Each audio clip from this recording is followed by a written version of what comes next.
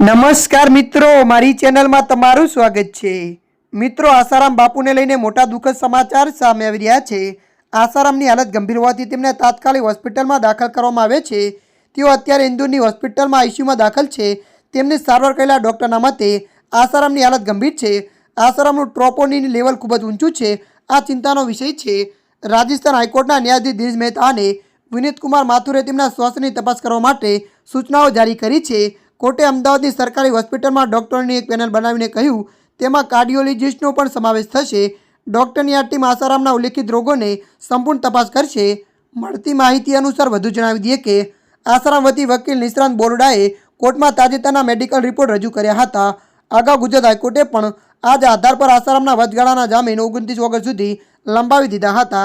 રાજસ્થાન હાઈકોર્ટે 8 ઓગસ્ટના રોજ આસારામના દ્વારા દાખલ કરવામાં આવેલી અપીલ પર સુનાવણી કરી અને તેમના જામીન લંબાવ્યા હતા।